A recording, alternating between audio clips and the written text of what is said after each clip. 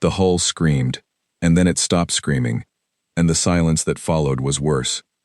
I gripped the edge of the navigation console as the last of the warning lights flickered and died. My name is Vale Tesseron, navigator and engineer of the survey vessel Drifting Coil, and in that moment, I was certain I was going to die in the cold dark between stars, where no one would ever find my body. The microjump had torn our drive core apart.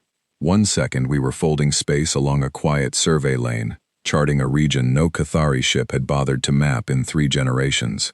The next second there was a sound like the universe ripping, and the ship lurched sideways, and metal that was never meant to bend bent anyway. I was thrown against the bulkhead hard enough to taste blood. When I pulled myself upright, the main reactor was gone, replaced by a hollow place in the ship's heart that I could feel through the floor. 2 of my crew were already gone. I will not describe what I found in the aft compartment. I am a Cathari, and my people do not waste words on grief when there is work to be done. But even now my hands shake when I remember opening that door. That left 4 of us alive, myself, old Renta, our science officer, who had served on survey ships longer than I had been hatched, Semmel, the pilot, whose left arm hung useless at her side, and Aro.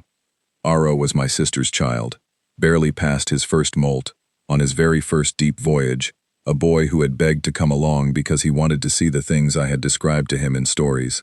He was pressed into the corner of the bridge with his arms wrapped around his knees, and his eyes found mine across the dark room, and in them I saw a question that I had no honest answer for. "We are alive," I told him, because it was the only true thing I could offer. "We are alive, and while we are alive, we work." I dragged myself to the diagnostics panel and ran the numbers, and the numbers were a sentence of death, written in calm orange light. Life support, failing. We had perhaps 11 hours of breathable air, less if we exerted ourselves. The reactor was beyond any repair I could manage. The backup cells would keep the lights on and the heaters warm for a while, but they could not fold space, and folding space was the only thing that could carry us home. Our position was the cruelest part.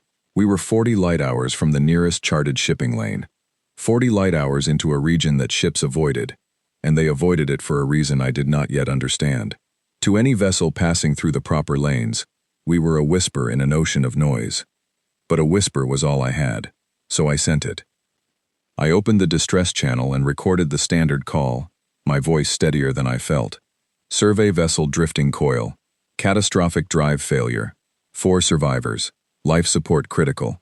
Requesting immediate assistance.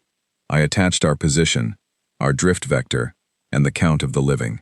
Then I set it to repeat across every band the backup cells could power, and I sat back, and I waited. I want you to understand something about my people, so that you understand what came next. The Cathari are not cowards. Let no one say that of us. But we are calculators. We measure every action against the odds of survival, and we have built our entire civilization on the principle that a sacrifice which gains nothing is not noble, it is merely waste. A rescue that risks the rescuer is, to us, mathematically irresponsible. We teach this to our young before they can walk. We do not gamble. We do not throw good lives after lives already lost. It is the cold heart of who we are, and it has kept us alive for 10,000 years. So when I sent that call, I did not expect an answer. I expected the silence to remain silent. I sent it because the recording was automatic and required by law, and because some small, foolish part of me, the part that had agreed to bring my sister's child into the dark, could not yet accept that he would never see his mother again. 3 ships were in range. The sensors found them as faint heat against the black, 3 points of warmth in all that emptiness, and for one bright moment hope flared in my chest like a struck match. The first was a Cathari freighter, one of my own kind, a bulk hauler running cargo along the edge of the avoided zone. I watched its trajectory with my breath held. It received my call. I know it received my call, because I saw the moment its sensors swept across us and registered our signal. And then I watched it calculate, exactly as I would have calculated in its place. It weighed the cost of the detour against the value of 4 stranded surveyors with nothing to offer. It found the equation unfavorable, and it adjusted its heading by a fraction of a degree, the smallest and most polite of refusals, and continued on its way as though we had never existed. I did not even feel anger. That is the worst part. I understood. I would have done the same. The second ship was a Vosk trader, a sleek and greedy vessel of a species that turns every interaction into a transaction. This one at least answered. A voice came across the channel, oily and pleased, asking what we could offer for the trouble of a rescue. I told them the truth, that our cargo was survey data, and our credit lines were severed with our reactor, that we could pay in promises only.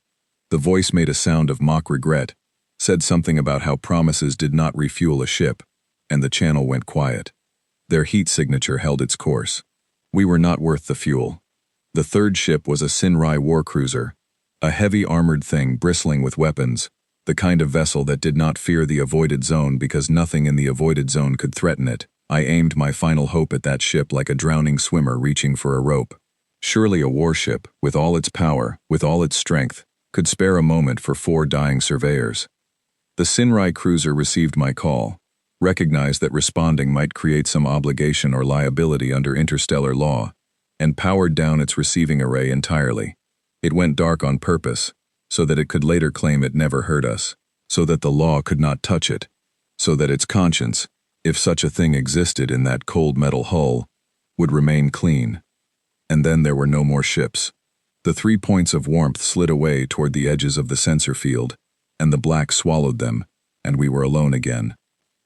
I shut off the sensor display because I could not bear to watch the warmth leave.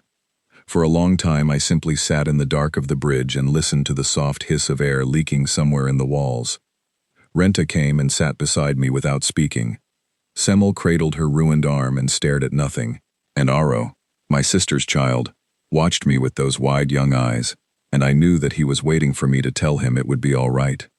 I am a navigator. I do not lie about coordinates, and I would not lie to him. So instead I did the only honest thing left to a Cathari elder when the math has run out. I gathered the 3 of them close, in the warmest corner of the failing ship, and I began to teach Aro the death rites. These are old words, older than our ships, older than our cities. They are the words a Cathari speaks when the calculation is finished, and the answer is known. They are not a prayer, for we do not pray.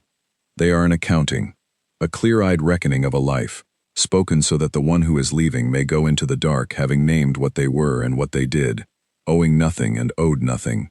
We speak them so that we do not leave the universe afraid. Aro's voice trembled as he repeated the words after me. He was so young. He had not lived enough life to have much of an account to give, and that was the cruelty that finally cracked something in my chest, that this child would have to close a ledger that had barely been opened. I do not want to say these words, he whispered, breaking off in the middle of a line. Uncle, I do not want to. I know, I said, but we say them anyway, so that we are ready. The Cathari are always ready. Renta placed a gentle hand on the boy's shoulder. Semmel closed her eyes. The heaters hummed their slow, dying hum, and the air grew thin enough that I could feel the first edges of a headache pressing behind my eyes. This is who we are, I thought. This is the truth of the universe, laid bare. When you are weak, when you are broken, when you have nothing left to give, no one comes. The freighter calculates and runs. The trader names a price you cannot pay. The warship goes dark so the law cannot find it. Everyone, everywhere, runs the same equation, and the equation always says the same thing. No one comes. I had taught this to younger crew 100 times across my career. I had believed it the way I believed in gravity, as a law of nature that could not be argued with. And now the universe was proving it to me one final time, with my sister's child trembling in my arms. I finished the first verse of the rites. I drew a breath of the thinning air to begin the second. And the distress channel, which I had left running out of habit and despair, crackled to life. I froze. For a moment I thought I had imagined it, that my air-starved mind had conjured a sound out of longing, but Renta's head came up sharply, and Aro went still, and I knew they had heard it too. It came again, not static, not noise, a voice, a signal answering a signal, threading its way across 40 light hours of empty dark to find us. I lunged for the console so fast that I nearly fell, and I keyed the channel open with hands that would not stop shaking, and I listened. The voice that came through was unlike anything I had ever heard. Not the cold courtesy of the Cathari freighter, not the oily greed of the Vosk, not the silence of the Sinrai. It was steady and warm and certain, and it spoke in plain words that needed no translation matrix to carry their meaning into my heart. Distress acknowledged. We are coming. Hold on. That was all. No question about our cargo. No demand for payment. No careful weighing of liability and law. Just 5 words, and then a promise. And then the channel held open, as though whoever was on the other end wanted us to know they were still there. Still listening. Still coming. I did not recognize the voice. I did not recognize the language at first, until my translator caught up and labeled it, and I did not recognize, in that moment, just how completely those 5 words were about to break every equation I had ever believed in. But I recognized one thing, even then, even with the air going thin, and the math saying no. Someone had come. I turned to look at Aro, and I saw the question in his eyes change, and for the first time since the drive core tore apart, I did not have to lie to answer it. I ran the registry while the channel stayed open, my claws clumsy on the keys, half certain that if I looked away the voice would vanish and prove itself a dream. The signal carried an identification tag, and I fed it into our database and waited for the match. The match came back, and I read it twice to be sure I had it right. Human. The vessel was human. The name attached to the signal was the Meridian Vow, registered as a warship of the Terran fleet, and I sat back from the console with a feeling I did not have a clean word for, somewhere between hope and disbelief, and a low cold worry I could not yet name. I knew of humans the way one knows of a rumor. They were newcomers to the wider community of stars, a young species from a single blue world, loud and strange and impossible to predict. The Cathari trade councils did not know what to make of them. They did not calculate the way the rest of us calculated. There were stories, half believed, about humans doing things that made no sense, throwing themselves into danger for strangers, refusing to abandon what any sensible species would abandon. Most of my people dismissed these stories as exaggeration, the way the young exaggerate everything. I had dismissed them too. Now one of those stories was answering my distress call, and the worry in my chest sharpened because I did the one thing a navigator cannot help doing. I calculated their approach. The Meridian Vow was not in the avoided zone. It had been running a patrol route along a distant lane, far enough away that by every reasonable measure, it should not have been able to reach us before our air ran out. I plotted its position, plotted our position, and worked the burn it would need to close the gap in time. And the answer made my breath catch. To reach us before we suffocated, the human warship would have to push its reactor far past the safe limit. It would have to burn hard enough and long enough to risk its own core, the very kind of catastrophic failure that had killed half my crew. No careful captain would order such a burn for a guaranteed prize, let alone for 4 strangers of a species they had never met, drifting in a region everyone else avoided. And yet as I watched, the heat signature of the Meridian Vow flared brighter on my sensors, the unmistakable bloom of an engine being driven past every line of caution, and I understood that they were already doing it. They had not waited for me to confirm we were worth saving. They had simply turned and burned the moment they heard us. I opened the channel again, and this time I did something that no Cathari elder of sound mind would do. I tried to talk them out of saving us. Meridian Vow, this is the drifting coil. My voice came out rough. I have run your approach vector. To reach us in time, you are redlining your reactor. I must inform you of the full situation before you continue. We are deep inside a region that all traffic avoids. We do not know why it is avoided, but our long-range sensors are reading distortion, possibly a radiation pocket, possibly worse. We have nothing to pay you with. Our cargo is survey data, and that is all. The mathematics of this rescue do not favor you. I would not think less of you for breaking off. I would understand. I meant it. I did. I had watched 3 ships make the sensible choice that day, and I had not blamed any of them. I was offering this human captain the same clean exit, the dignified refusal, because something in me could not bear to be the cause of another ship's destruction. There was a pause, just long enough for me to think they might take the offer. Then the voice came back, and it was not cold, and it was not greedy, and it was not silent. It carried something that sounded almost like quiet amusement, layered over an iron certainty. Drifting coil. This is Captain Owen Hale of the Meridian Vow. I heard your math. I want you to hear mine. I waited. "We didn't ask what you could pay," Captain Hale said.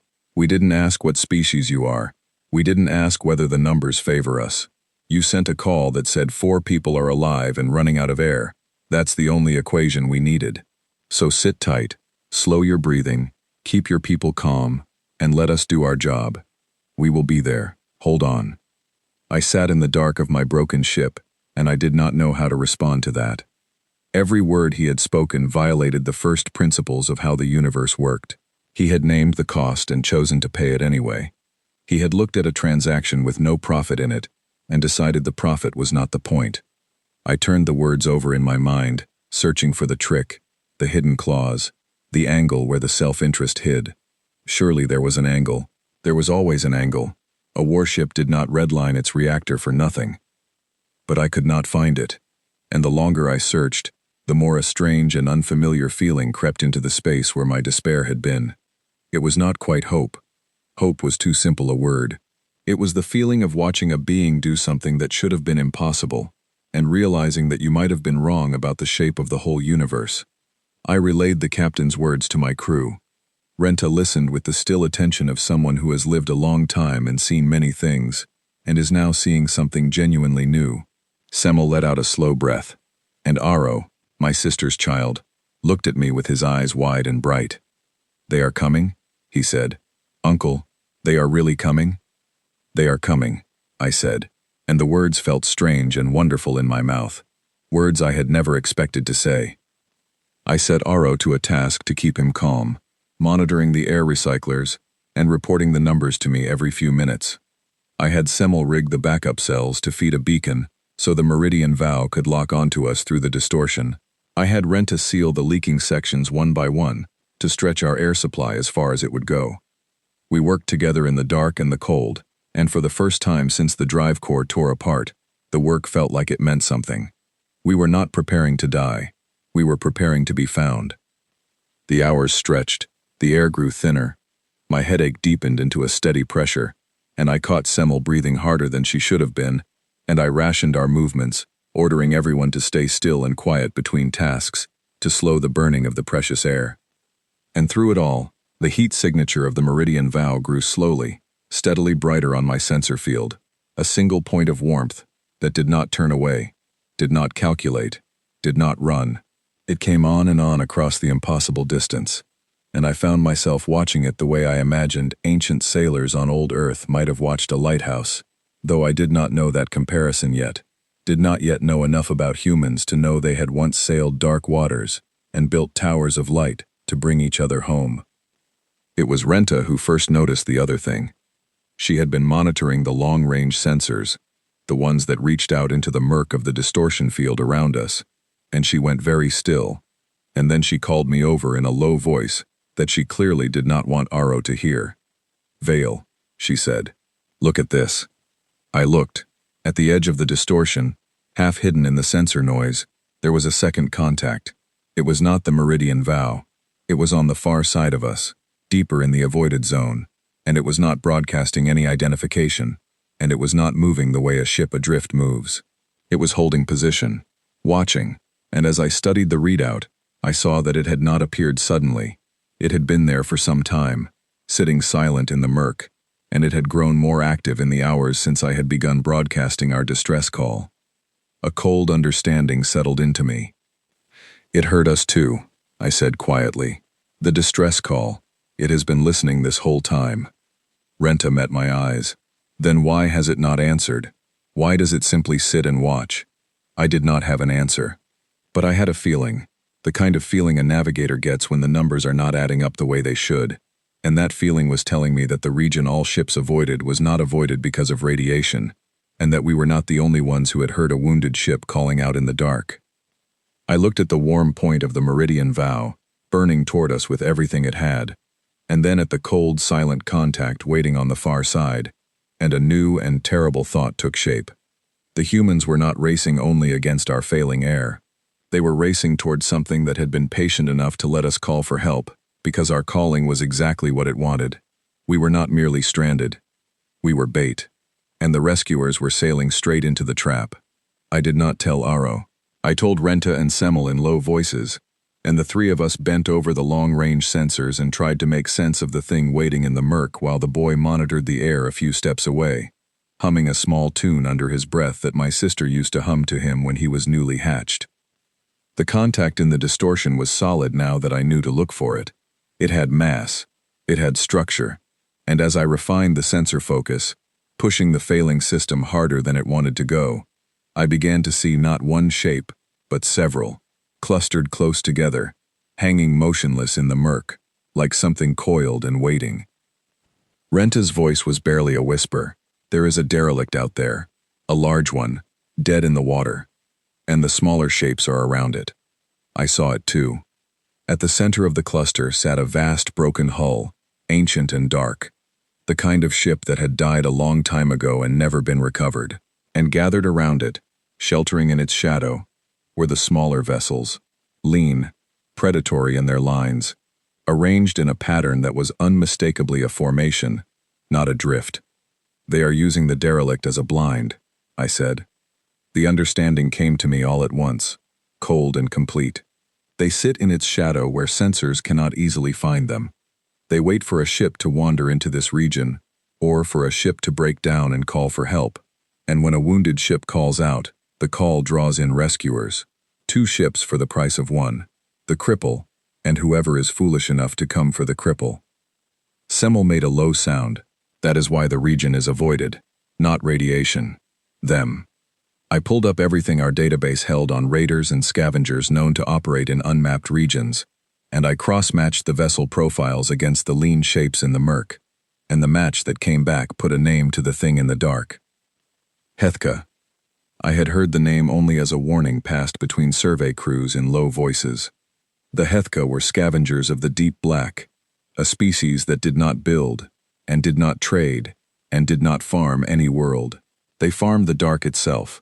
They seeded the avoided regions with derelicts and false beacons, and they fed on the ships that wandered too close. They were patient beyond the patience of any other species, willing to wait years in the cold for a single catch. And their favorite catch of all, the database noted in dry clinical language, was a rescue in progress, because a wounded ship and the ship that came to save it were both slowed, both committed, both unable to easily flee. We had not broken down by accident in an empty region. We had broken down in a hunting ground, and our distress call had rung the dinner bell, and the Meridian Vow was answering it. I looked at the human warship's heat signature, so much closer now, and I did the math I did not want to do. By the time the Meridian Vow reached us, it would have spent most of its momentum and a great deal of its reactor margin on the hard burn to get here. It would arrive fast, but it would arrive committed, unable to simply turn and run without bleeding off the very speed it had spent so much to build. The HFY would have it exactly where they wanted it. A warship, yes, but a tired one, deep in their territory, distracted by a rescue. By every Cathari model, there was only one correct move now, and it was not ours to make. It was the human captain's. The correct move was for the Meridian Vow to recognize the trap, break off the rescue, preserve itself, and report the hunting ground so that others could avoid it. 4 surveyors were already as good as lost. Spending a warship to confirm their loss was the kind of waste my people had spent 10,000 years learning not to commit. I knew what I had to do. I had to tell Captain Hale what was waiting, and I had to give him the clean exit one more time, because he could not see what I could see, and I would not let him sail blind into something he did not know was there. I opened the channel. Meridian Vow. This is Tesserin, on the drifting coil. I have urgent information. The region you are entering is not empty, and the distortion is not radiation. There is a HFY hunting party in the murk, using an ancient derelict for cover. They have been listening to my distress call since I began broadcasting. They are not here to rescue. They wait for ships exactly like yours. I believe our breakdown drew them, and I believe your approach is now drawing them as well. Captain, you are flying into a trap, and you no longer have the reactor margin to make this an easy fight. I am telling you this so that you may decide with full knowledge. If you break off now, while you still can, no one aboard my ship will hold it against you. We understand the math. We are Cathari. We have always understood the math. I sent it, and I waited, and I will admit that some small part of me expected, even now, even after everything, that this would be the moment the human ship finally turned away, because this was no longer a simple rescue. This was a fight against an enemy that specialized in exactly this, a fight the Meridian Vow had handicapped itself to reach. The math had gone from unfavorable to dire. No reasonable captain would press on. The reply took longer this time.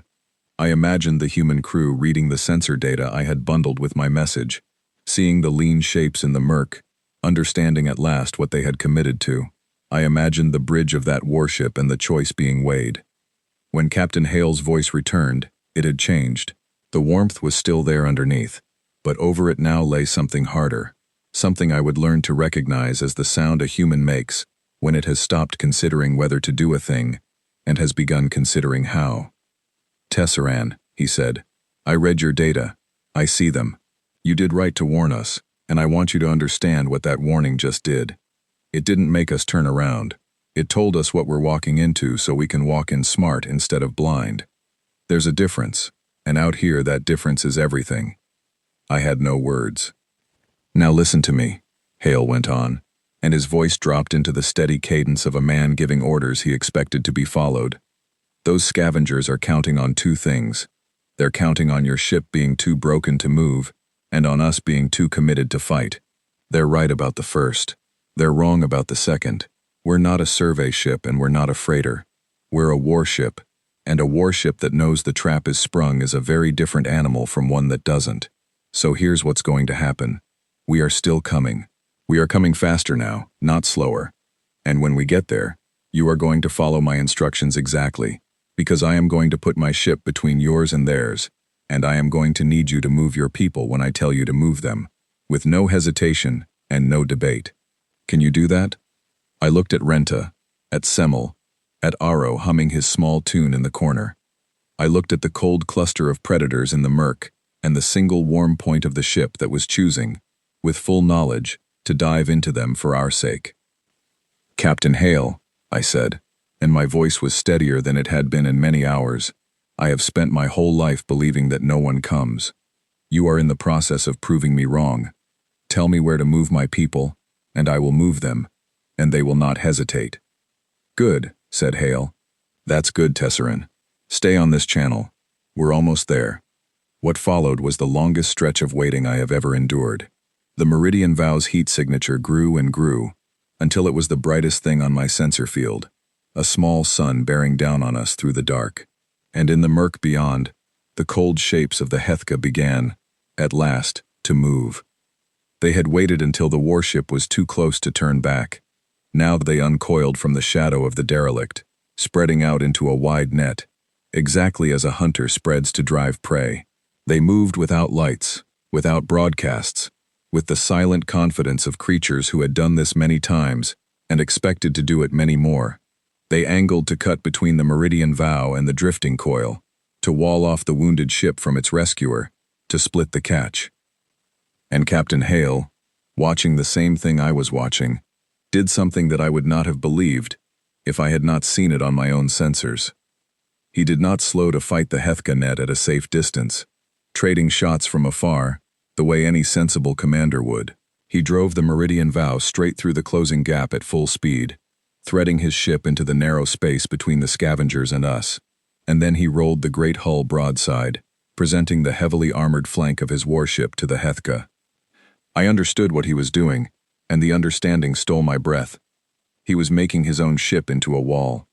The armored side of the Meridian Vow was the thickest, strongest part of it, built to take punishment. By turning that flank toward the Hethka and putting the bulk of his vessel between them and us, Hale had placed his own ship in the path of everything the scavengers might throw, so that none of it could reach the helpless drifting coil behind him. He was using the body of his warship as a shield for 4 strangers he had never met. Tesseran. Hale's voice was tight now, the voice of a man bracing. We're in position. My flank's between you and them. They're going to test that wall, and the wall is going to hold, because that's what it's for. While they're busy with us, I'm sending shuttles to you. 2 of them. They'll dock at your forward airlock. You get your people aboard those shuttles fast, you hear me? Don't pack. Don't gather anything. Bodies and breathing people. That's all. Anything that isn't a living person stays behind. Confirm you understand. I understand, I said. Forward airlock. Living people only. Fast. That's it. Send them out. I turned from the console to face my crew, and I saw that they had heard, and I saw the disbelief on their faces that mirrored my own. The slow dawning realization that the impossible thing was actually happening. That a being who owed us nothing had just placed himself between us and the dark, for no reason any Cathari could name. Renta, Semel, Aro. My voice did not shake. To the forward airlock. Now. We move when the shuttles dock, and we move without hesitation. Captain Hale's orders, and they are good orders, and we will follow them. Aro stared at me, his small chest rising and falling fast. Uncle. The death rites. We were saying the death rites. I crossed the bridge and took my sister's child by the shoulders, and I looked into his frightened eyes, and I felt something fierce and warm rise up in me that was older than any equation. Put the death rites away, I told him. We are not going to need them today. Today someone came. The first impact rang through the dark as the Hethka tested the wall, a hard thudding shudder that I felt through the deck of my own ship even across the gap, the sound of the Meridian Vow taking a blow meant for us and holding firm. And we ran for the airlock together, the four of us, the last living souls of the drifting coil, running not toward death but away from it, toward two human shuttles crossing the dark to carry us home. The wall held. That was the first thing, the thing I clung to as we crowded into the forward airlock and pressed our faces to the small viewport. The great armored flank of the Meridian Vow filled half the sky between us and the murk, and the Hethka struck at it again and again, and it shuddered and it groaned, but it did not break, and not one of those strikes reached the drifting coil. Captain Hale had said the wall would hold because that was what it was for, and the wall was holding. The two shuttles crossed the gap fast, low ungainly craft, that flew with a brave urgency I could feel even from a distance. They came in beneath the cover of the warship's bulk, hugging close to that armored flank, so that the Meridian Vow shielded them as well as us.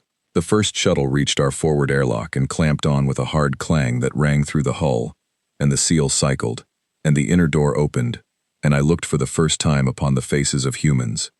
There were 3 of them in the cramped cockpit, and they were not what I had imagined, smaller than I expected. Soft-looking, by Cathari standards, without scale or shell, their faces bare and open and easy to read.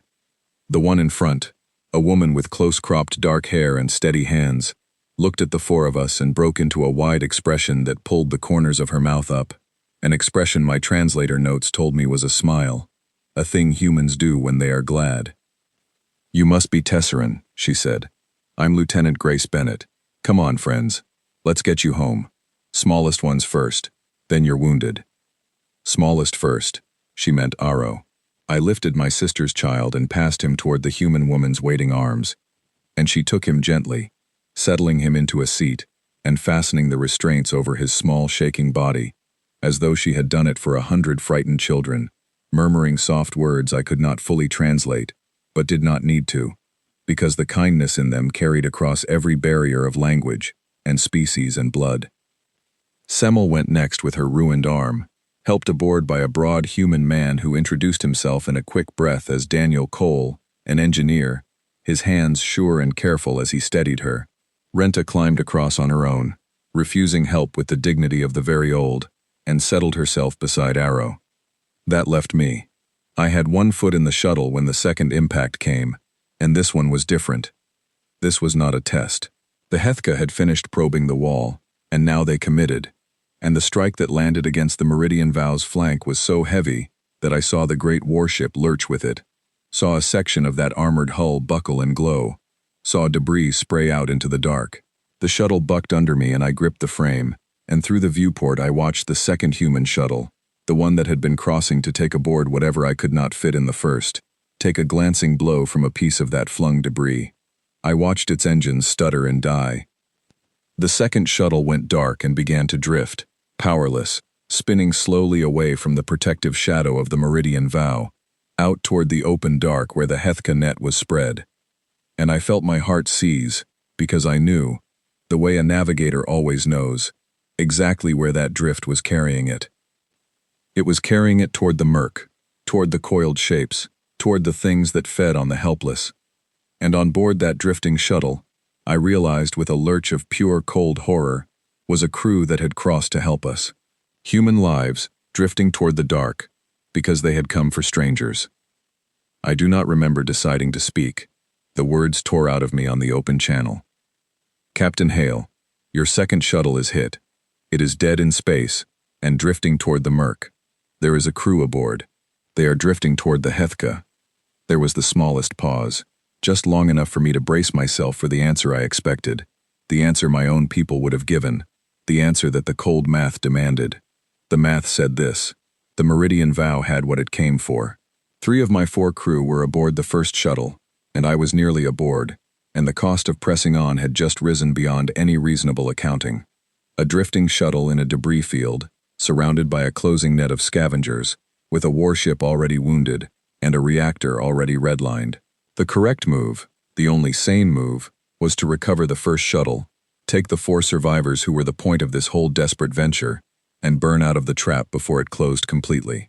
The second shuttle's crew would be a loss. A tragic loss, but a loss already taken, and you do not spend a warship to recover a loss already taken. I knew this. I had built my entire life on this, and I waited, with my foot in the airlock and my crew safe behind me, for Captain Hale to make the choice that any of us would have made. He did not make it. Bennett, Hale said, and his voice did not have a single fraction of hesitation in it, not one heartbeat of weighing or doubting. Get Tesserine sealed in and bring your shuttle home. Hug the hull all the way. Cole, you copy that? A quick acknowledgement from the engineer beside Semmel. Good. Everybody else, listen up. We are not leaving that second shuttle. Say again, we are not leaving them. Helm, bring us about. Put our nose between that drift and the murk. We are going to body block this whole thing if we have to. Get me an EVA team to the forward bay, suited and tethered. Right now.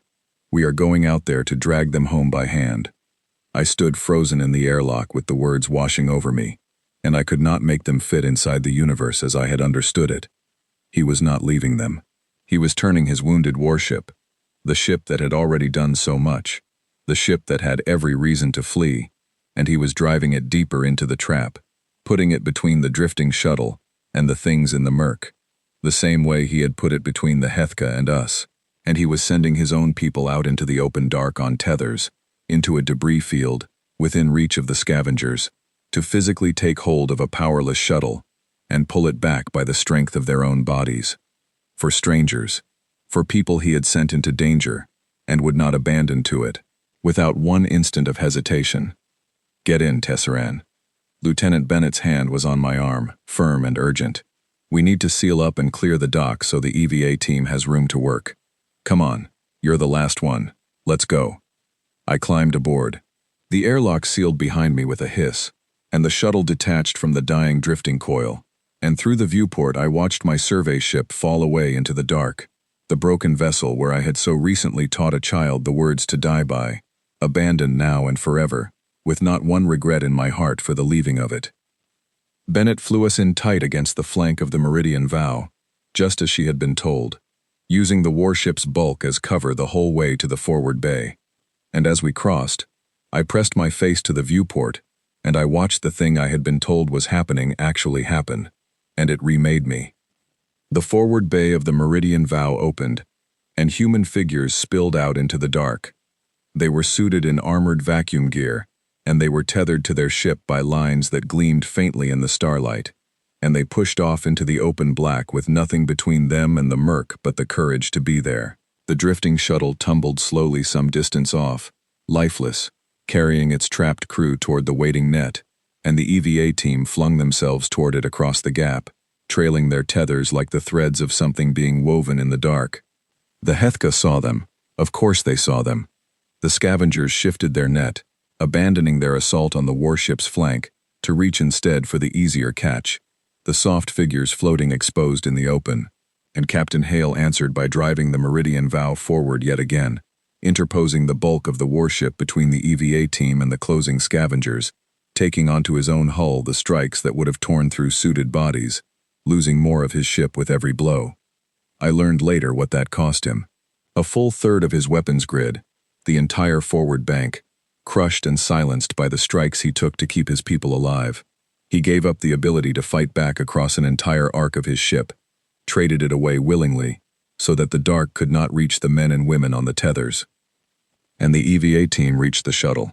I watched them lay hands on the dead hull, watched them brace and clamp and tether, watched them begin the slow, desperate work of arresting its drift through nothing but the anchor of their own lines and the will to bring it back. It should not have been possible.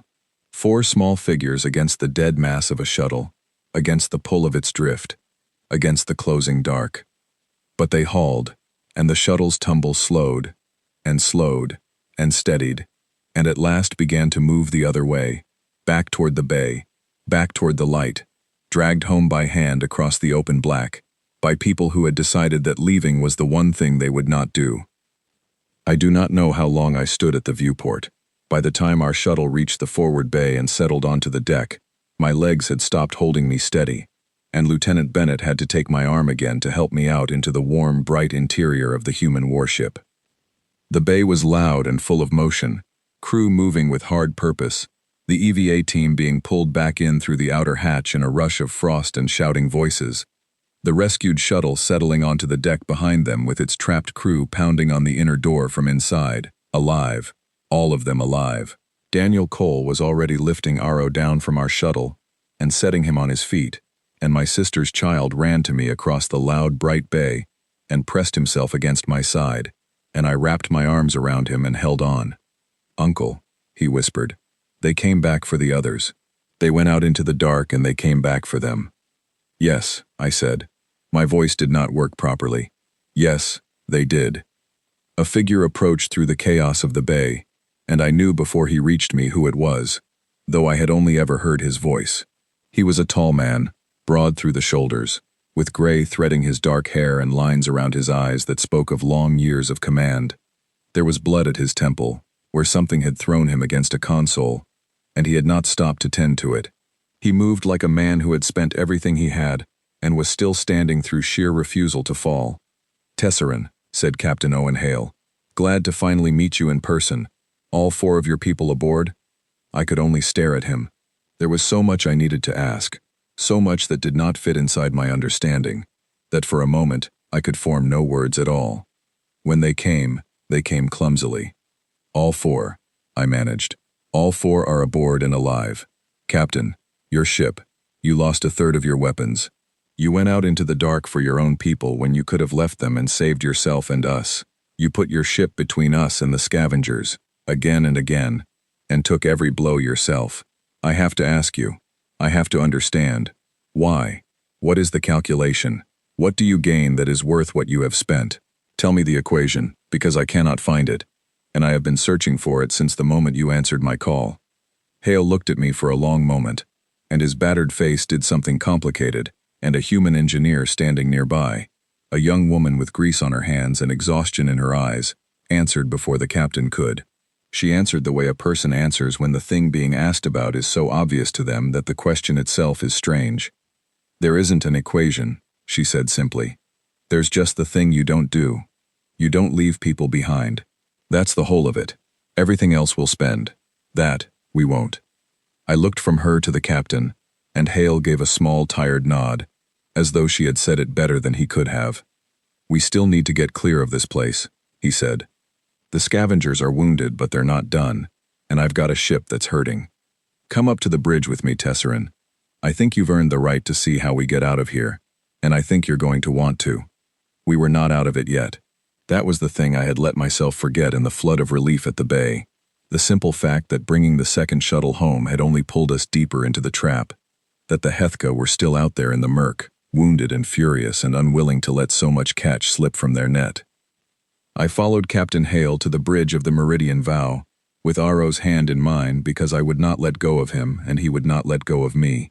The bridge was a wide, low room full of the soft glow of displays and the hard focus of a crew at battle stations, and at its center was a great window of reinforced material that looked out directly into the dark, and through it I could see the murk, and the shapes within it gathering themselves for another pass. "Status," Hale said, dropping into the central seat, and the answers came back fast from all around the room. The Meridian Vow was hurt. The forward weapons bank was gone, crushed in the shielding of the EVA team. The reactor, already pushed past its limit on the burn to reach us, was running hot and would not survive another hard acceleration. The armored flank that had held so well against the HFY strikes was buckled and weakened, no longer able to take what it once had.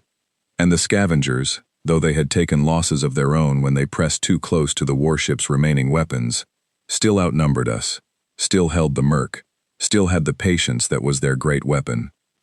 A clear, cold picture formed in my mind, the kind of picture I had spent my life forming, and the picture said that we were caught. A wounded warship with a reactor it could not push, and a third of its teeth gone, surrounded by a hunting party that fed on exactly this, with no clear path out. By every model I knew, this was where the accounting ended. But I had watched this man and this crew refuse the accounting twice already, and so this time, instead of despairing, I leaned forward and I watched to see what they would do, because I had begun to suspect that humans did not read the universe the way the rest of us did, and that where my people saw a closed equation, they saw a problem still waiting to be solved. Captain Hale was very still in his seat, his eyes moving over the displays, his battered face calm. The young engineer who had spoken to me in the bay, whose name I learned was Hannah Brooks, stood at his shoulder. And it was Hale who broke the silence, in a voice that was thinking aloud. "They hunt in the murk because the murk hides them," he said slowly. "Sensors don't work right in there. That's their whole advantage. They see us better than we see them, and they use the distortion to come in close before we can react." "That is correct," I said, because I was the navigator, and I had studied the field. "The distortion scatters active sensors. They will use it to mass for a close pass, and once they are close, your remaining weapons will not track them quickly enough to stop all of them." "Right." Hale's eyes came up, and there was something in them now, the light of a man who has seen the shape of a thing. "So we don't let them have the murk, we bring the murk to us, where we control it, where we know what's in it and they don't." I did not understand. Brooks did, and her tired face sharpened. "The coolant," she said. "The coolant," Hale agreed. He turned to the bridge crew and began to give orders, fast and clear, and I listened with growing wonder as the plan took shape, a plan no Cathari would ever have conceived, because it began by deliberately wounding ourselves further. The Meridian Vow ran hot from the burn that had saved us. Its reactor was choked with heat it could not shed. The standard answer to such heat was the coolant system, vast reserves of dense fluid that the ship could vent into space to carry the heat away. Hale's plan was to vent all of it at once, the entire reserve, in a single great cloud, directly into the space between the warship and the murk. The cloud would blind us. That was the part I could not accept at first. A dense cloud of vented coolant would scatter our own sensors as badly as the murk scattered theirs, would fill the space ahead with a fog that no scan could pierce. We would be firing into a wall of our own making. "You will not be able to see them," I said.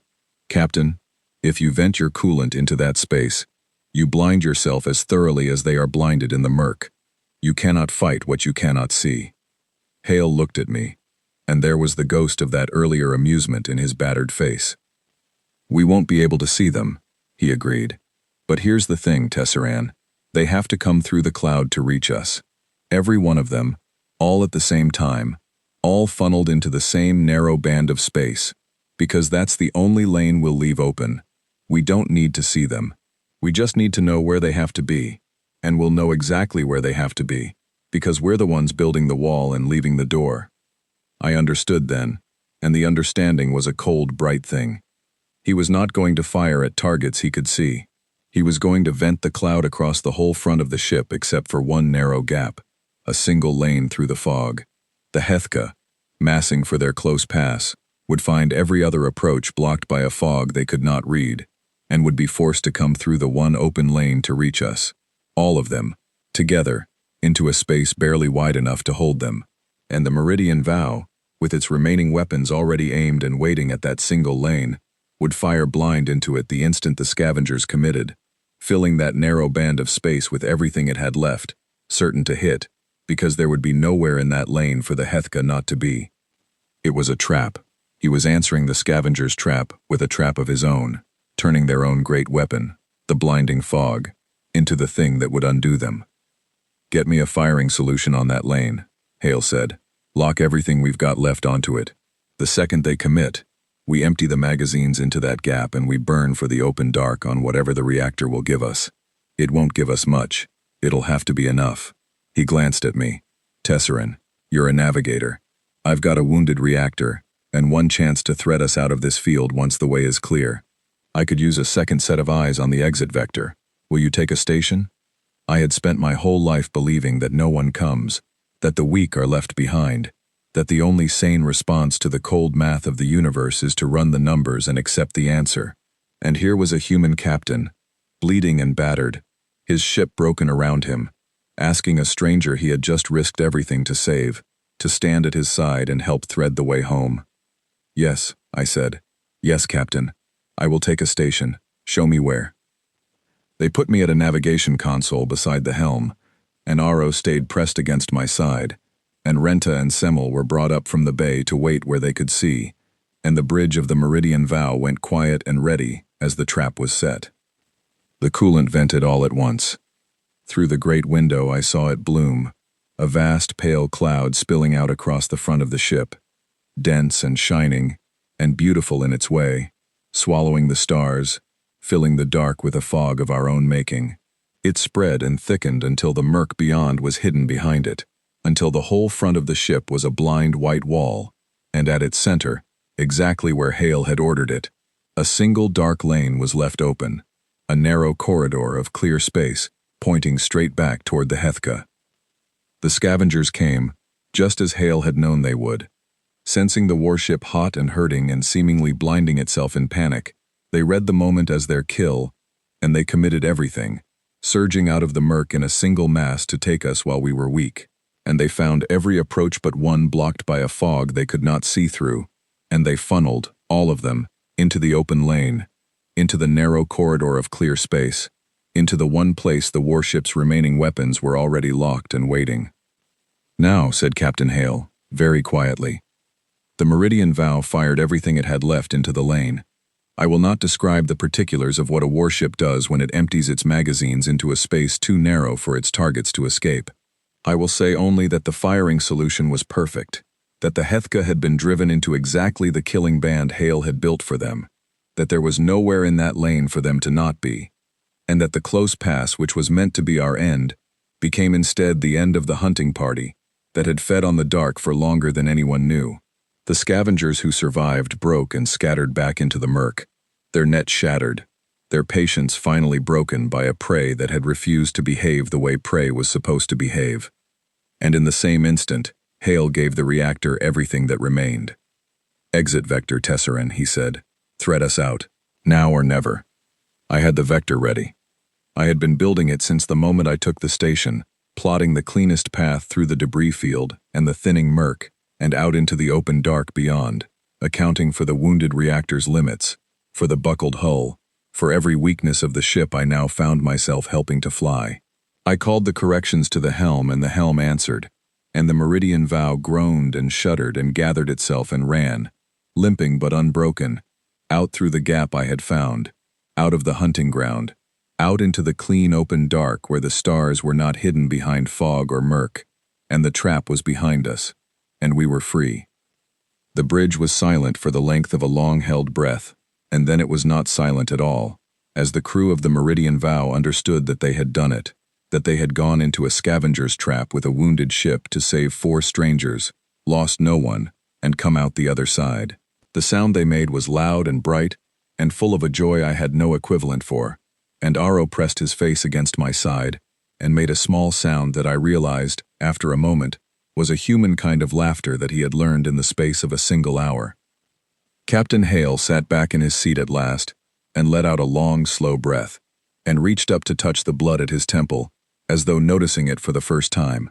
Hannah Brooks put a hand on his shoulder, and the captain turned his battered face toward me, where I sat at the navigation console with my sister's child against my side, and he gave me a tired and human smile. "Good threading, navigator," he said. "Welcome aboard." It took the Meridian Vow many days to limp home, and I spent every one of them trying to understand the people who had saved us. The reactor would not be pushed, so the ship could not fold space the way a healthy vessel did. Instead, it crept along the slow, safe lanes, nursing its wounds, and that slowness gave me time I had not expected, time to walk the corridors of a human warship and watch its crew and ask my endless questions. They answered all of them. That was the first thing I noticed. They were not guarded with me, not careful, not calculating what advantage my curiosity might give. When I asked Daniel Cole, the engineer, how the coolant trick had been devised, he walked me through every part of it with open pride and admitted freely the 3 ways it could have failed. When I asked Lieutenant Grace Bennett why she had taken the smallest of my crew first into the shuttle, she looked at me as though the answer were strange to have to give, and said that you always take the ones who cannot help themselves first, that this was simply how it was done, that there was nothing more to it than that. I sat with Arrow often in those days. In a quiet corner of the ship the crew had given over to us, and we talked about what had happened, because he was young and he needed to talk about it. And the truth is, so did I. He had survived because beings who owed us nothing had decided that 4 Cathari lifts outweighed the cold arithmetic of their own safety. He had been carried home through the open dark by people who refused to leave anyone behind, and he kept returning, in his small, persistent way, to the same question I myself could not let go of. "But why, Uncle?" he asked me once, late in the slow voyage, with the human stars sliding past the viewport. "You always taught me the math. You taught me that a rescue that risks the rescuer is waste. You taught me that no one comes. The freighter did the math and ran. The trader named a price. The warship went dark. They all did what you taught me. And then the humans came, and they did everything you taught me you must never do. And it worked, and we are alive. So who was right, Uncle? Were they right, or were you?" I did not have an answer for him that day, but I carried his question with me, and I turned it over through all the long, slow days of the voyage home. And slowly, in the watching of these people, an answer began to take shape. I went to Captain Hale near the end, when the Meridian Vow was finally crossing into charted space, and the danger was well behind us. I found him on the bridge, as I often did, and I sat with him, and I told him at last the thing I had been carrying. "I have been waiting," I said, "for the cost. Since the moment you answered my call, I have been waiting to learn the price. My people do not believe in rescue without payment, in sacrifice without gain. I was certain there was a hidden clause, a debt I would owe, an advantage you sought. I have watched you and your crew for many days now, and I cannot find it. So I am asking you plainly, Captain, what is the price? What do my people owe yours? Tell me the cost, so that I may carry it home and see it paid." Captain Hale was quiet for a while. He looked out at the stars, and then he looked at me, and his battered face was kind. "There's no price, Tesserin," he said. "There's no debt. You don't owe us anything. That's not how this works. We didn't come for you because we wanted something. We came because you were out there in the dark, running out of air, calling for help, and we could hear you. That's all the reason there ever needs to be." He paused. "But I'll tell you what I do hope for, if you want to call it that. I hope that someday, when it's your ship that hears a call in the dark, your people will be the ones who go. Not because you owe us, just because someone needs to, and you can. That's the only thing I'd ask. And I'm not even asking it. I'm just hoping it." I carried those words home like the most precious cargo I had ever held. We came at last to Cathari space, and the Meridian Vow delivered the 4 of us to a station near the edge of our territory, and there was a parting that I found harder than I expected, with Bennett and Cole and Brooks and the captain, with the EVA team who had gone out into the dark, with all the people of that wounded and unbroken ship. Arrow would not stop holding on to Grace Bennett, and she knelt and spoke softly to him for a long time before she let him go. And then the Meridian Vow turned for its own long, slow journey to its own repairs and its own home, and we watched it go until it was only a point of warmth in the dark, and then not even that. I was debriefed by the Survey Council. They were eager for my report, eager for the data on the avoided region and the Hethka hunting ground, eager to add the warning to the charts so that others would not be caught as we were caught. They were good at their work, and they were thorough, and they were exactly as I had always been. And as the debriefing went on, I came to understand the story they wanted me to tell. They wanted me to tell them that the humans had been reckless fools who got lucky. They asked their questions in a way that pointed toward that conclusion. again and again. Was it not true that the human captain had redlined his reactor, an act of dangerous recklessness? Was it not true that he had lost a third of his weapons and nearly lost his ship, a clear sign of poor judgment? Was it not true that the entire venture had defied every principle of sound survival, and that its success was therefore a matter of fortune rather than wisdom? They wanted, I understood, to file the humans away as an aberration, a lucky accident, a thing that need not trouble the cold, clean math by which we had always lived. They wanted the universe to stay the shape it had always been. I gave them my report. I gave them every piece of data, every coordinate, every detail of the Hethka and their methods, so that no other Cathari crew would be caught in that dark. I withheld nothing that would keep my people safe. But when they came to the last questions, the ones that wanted me to call the humans fools and their success luck, I found that I could not say the words. They were not fools, I told the council, and they were not lucky. I have had a long voyage to think about this, and I have thought about little else, and I will tell you what I have decided. We have always believed that the math of the universe is fixed, that a rescue which risks the rescuer is waste, that no one comes and no one should come, because the numbers forbid it. We built our whole civilization on that belief, and it has kept us alive, and I am not ashamed of it, but I have learned that it is not the only way to read the numbers. The council was silent. I went on. The humans solved an equation we never dared to write. We always asked, what is the cost of going, and is it worth the gain? And when the cost was high and the gain was low, we did not go, and we called that wisdom. But the humans ask a different question. They ask, what is the cost of becoming the kind of people who do not go? And they have decided that this cost is the highest cost of all, higher than a reactor, higher than a third of a weapons grid, higher than a ship, higher even than a life. They have decided that the one thing they will not spend, the one thing they will not pay, is the part of themselves that answers a call in the dark. Everything else they will give. That they keep. And it is not foolishness, and it is not luck. It is a choice, made clearly and on purpose, and made again, every single time, without hesitation. I watched a man make that choice 3 times in 1 hour, with his ship breaking around him, and I tell you there was no luck in it. There was only the answer to a question we have been too afraid to ask. The council did not know what to do with this. They thanked me for my report. They filed the data, and in the days that followed, I knew that they would do what my people always do, which is to take the useful information and set aside the troubling questions and go on as before. But I could not go on as before. That was the thing I had carried home, the thing larger than any data, the thing that had remade me in a single hour in the dark. So I made a choice of my own.